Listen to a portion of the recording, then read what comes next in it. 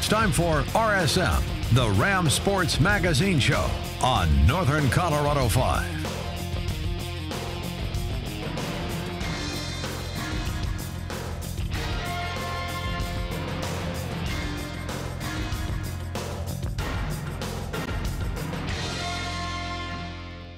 Welcome back, Rams fans, for another exciting episode of Ram Sports Magazine.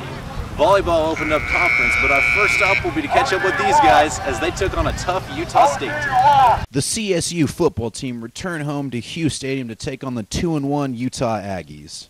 It was the Aggies that would get on the board first after a 26-yard run up the middle by Kirby Williams. Utah would tack on a field goal for a 10-0 lead after one. In the second, the Aggies would again drive deep into Rams territory before Chucky Ketton found Matt Austin in the back of the end zone for a 1-yard strike. That gave the Aggies a 17-0 lead heading into halftime. The Rams came out with a different attitude, though, in the second half as the defense began stepping up in a big way, making life miserable for Ketton. Forcing him into a 3rd and long, Trent Matthews steps in front of this pass and we're going the other way. The Rams' running game seemed to find life as freshman Tommy Morris had a big day, ripping off this run for 26 yards down the sideline. Morris kept running hard, and the Rams kept feeding him the rock. Starting out on the left side, Morris cuts this one back up for a huge gain up the right for a gain of 33. The Rams would tack on field goals on consecutive possessions, bringing the score to 17-6 Utah. The Aggies would answer back, though, as Kirby Williams finds a hole on the left side and takes this one in for 58 yards out. That gave the Aggies a comfortable 24-6 lead with 42 seconds remaining in the third. After a 3-and-out, the defense again would spark the Rams late as Shaq Bell would step in front of this pass and give the Rams new life. Grayson would find newly favorite target 11 underneath and he would do the rest, taking this one up the right side to the Aggies 33. From there, the Rams would get their first touchdown of the afternoon off this nice catch by Dominique Vincent, bringing the score to 12-24 Utah. But the Aggies would put this one away on their next possession as Joe Hill finds a seam up the right side and takes it in from 15 yards out. To the credit, the Rams never gave up, though, and late in the fourth, Grayson would find Marquise Law from 29 yards out, bringing the score to 31-19 Utah. The Aggies would hold on, and that would end up being your final. Utah improves to 3-1 in the year, whereas the Rams dropped to 1-3 entering into conference play. Head coach Jim McElwain said he saw more improvements from his team, but knows they have a lot left to do. You know, we did see some improvement in some areas. I thought, you know, our secondary stepped up and made some plays, which, you know, was obviously something that we needed to get to. We were a little better in third down, yet those third and extra longs, which you kind of think you get them, you know. You got them right where you want them, and I think in our case they get us right where they want us when we're 3rd and 10 plus. But you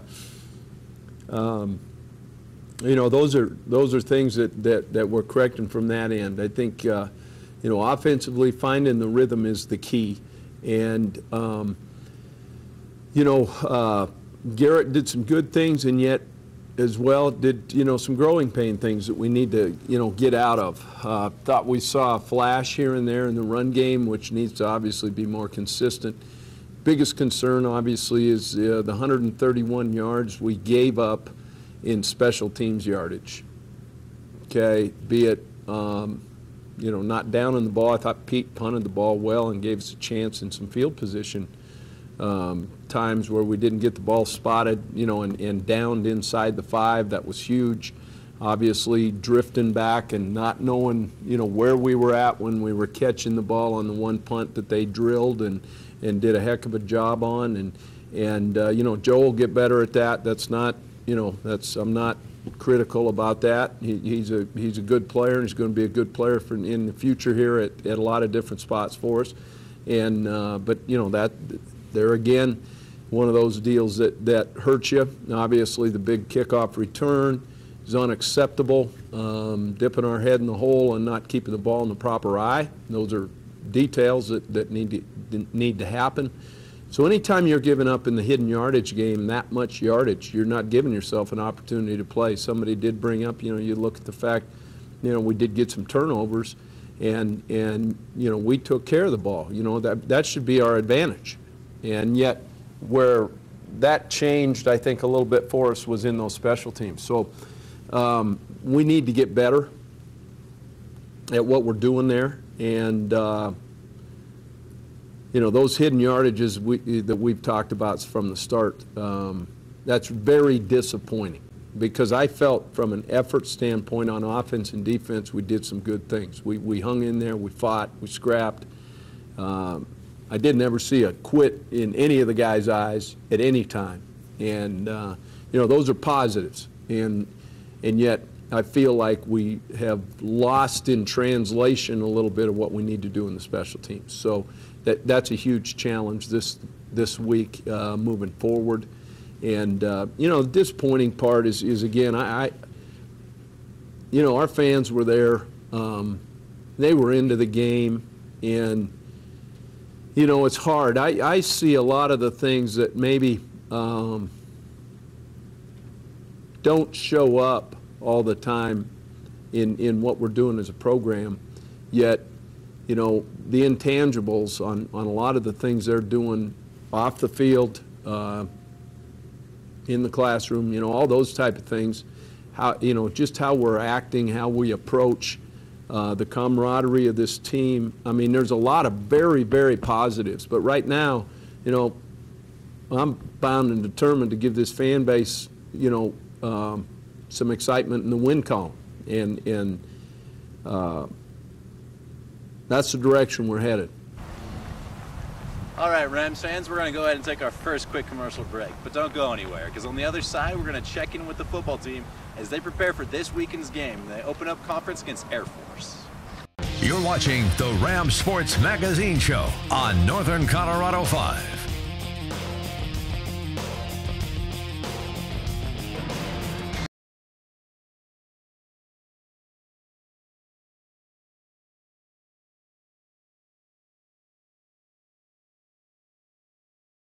You're watching the Ram Sports Magazine Show on Northern Colorado 5.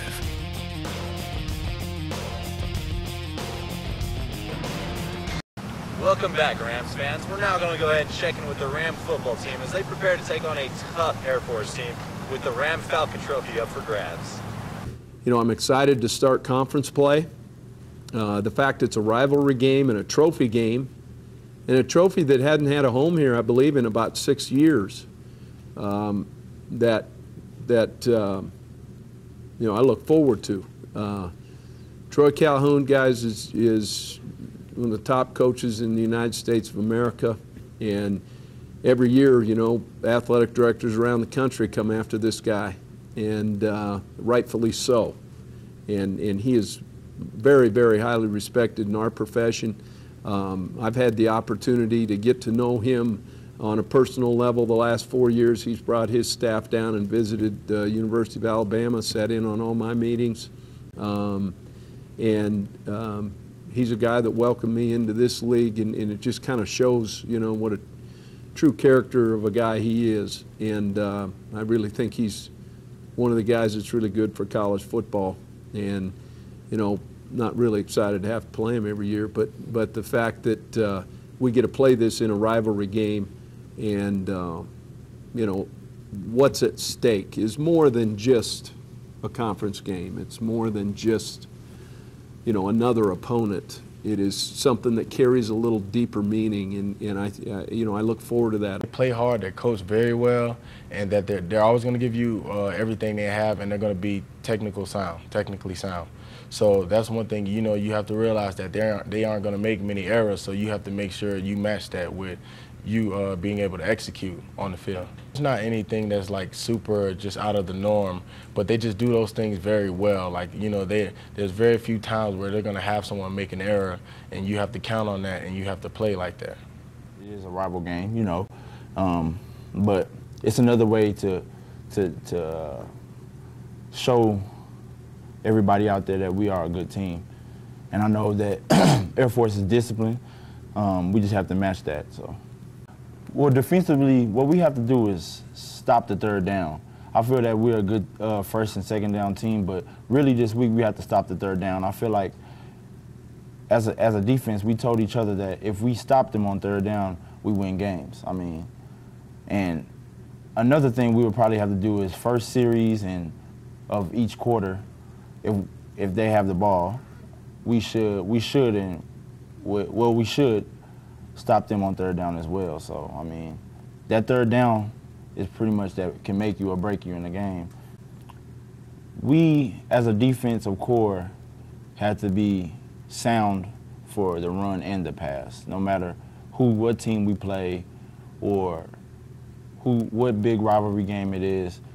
No matter what, we still have to do our job, even though in the past we have gave up rushing yards or passing yards or so forth.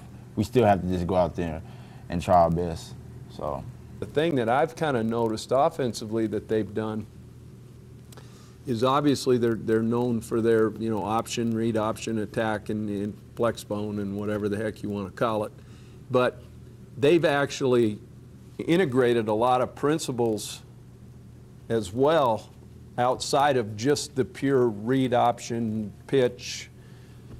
They're running some conventional stuff that kind of throw you off whack a little bit defensively because you're so drill oriented on tackling the dive, handling the quarterback, handling the pitch. Next thing you know, they're running just zone at you. It's pretty interesting what they've done, and I think that's a credit again to Troy and what he's done to stay current, as an offense. So I know that they're stinging obviously a little bit after their loss, a loss that they were in control of the game. I think that speaks volumes for what Bobby has done down there, because they could have easily thrown the towel in that game right after halftime, when they went down and scored. And so, so I know that they're going to be scratching and clawing, ready to come out, and it should be a fun environment. I'm looking forward to it. The option is awesome. I know that the coaching staff is really pushing them to be the best team out there in the Mountain West. It's the first game. I mean, I'm pretty sure that they're going to execute that option. I mean, that's their bread and butter. I mean, so I'm pretty sure they're practicing that this whole week and just finding a way that they can line up against us. All right, Rams fans, we're now going to take another quick commercial break, but don't go anywhere because on the other side we're going to check in with the volleyball team as they open up conference against the New Mexico State Lobos. You're watching the Ram Sports Magazine Show on Northern Colorado 5.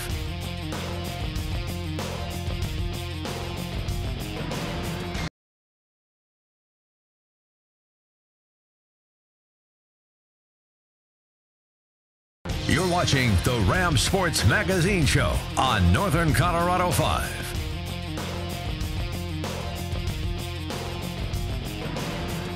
Welcome back, Rams fans. The Rams volleyball team has completed their non-conference play, and they're preparing now to open up conference. Their first stop took them to New Mexico to play the Lobos. The CSU volleyball team concluded one of the hardest preseasons in school history that involved playing 4 ranked teams. Their resume included an impressive 3-set sweep of 12th-ranked Pepperdine and a 5-set loss to top-ranked UCLA. On the flip side, the Rams have a bad loss to an unranked Wichita State team. The Rams now enter into a conference play with a 7-4 record with their first game on the road coming against the New Mexico State Lobos. The Lobos enter into the game with an impressive 12-2 record.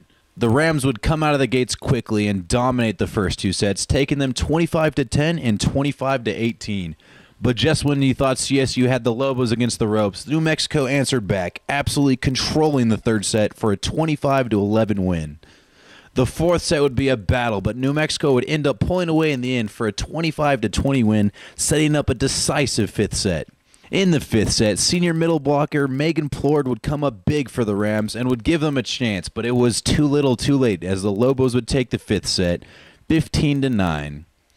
The win improves New Mexico to 13-2 on the year, while the loss drops the Rams to 7-5. We caught up with co-preseason Mountain West Player of the Year Dana Cranston to ask her questions about the disappointing loss and discuss the upcoming weekend's 2 home games. All right, Rams fans, we're now joined by Dana Cranston.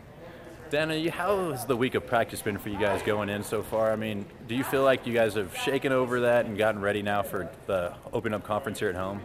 Yeah, I think so. We just, that game showed us a lot of things we needed to work on. Some of them we knew before and some of them are kind of new. So it's been good to get in the gym and work on them and make improvements throughout the week.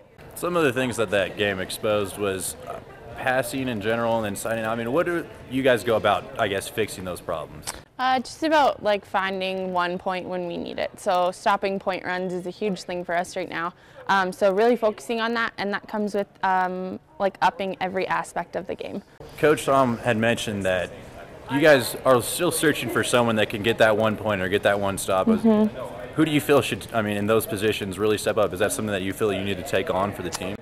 Definitely. I think I need to do a way better job of it than I have been doing. I think it's dependent on the rotations too, and kind of on the matchup of how we match up with their blockers. So it's kind of like whatever one of our players, like we can all be that. It's just like which game, whatever matchup works the best, that person needs to step up. So coming into this game against Nevada, obviously you don't want to go down 0-2 in conference. Are you guys approaching this game as a must-win then for you guys? Every game in conference for us is a must-win. We're never looking, to lose a game. So we're going for a win every single match, and I think that's what our goal is this weekend. We know that they're going to be good and they're going to fight, and like we always know, the target's on our back always. So we know that everybody plays up when they play us. They have nothing to lose, so we're trying to stay consistent and be really competitive. How about the confidence of, the team just individually after that loss? Is it, like I said before, something that, motivates you guys and you feel that that'll just fuel you guys through the rest of conference? Or is it something now that, are there doubts amongst you guys at all in your ability?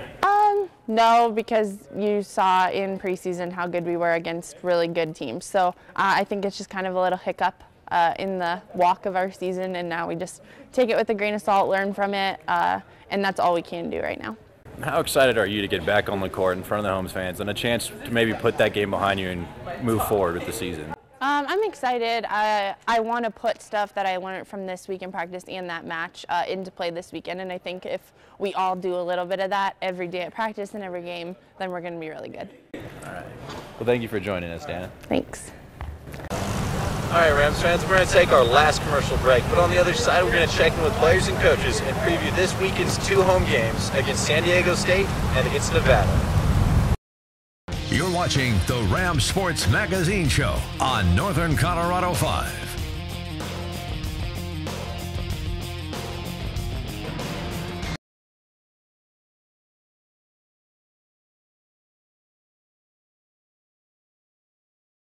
You're watching the Ram Sports Magazine Show on Northern Colorado 5.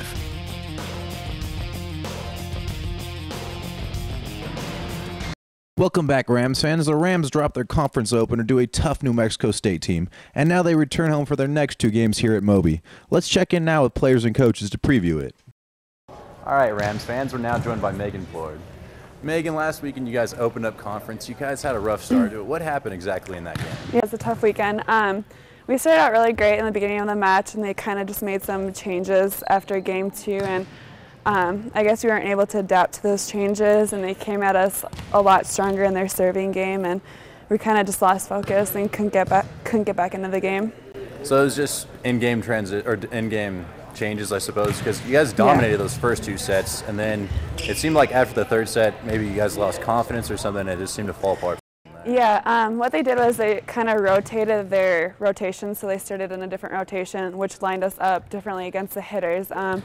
We had prepared to shut down their right side, and we did that in the first 2 games, and so they made us switch, and they started going to other players, and we weren't prepared for the outside and the middle as much because they didn't rely on their right side in those last few games. Despite the loss, you still recorded your 6th double-double of your career.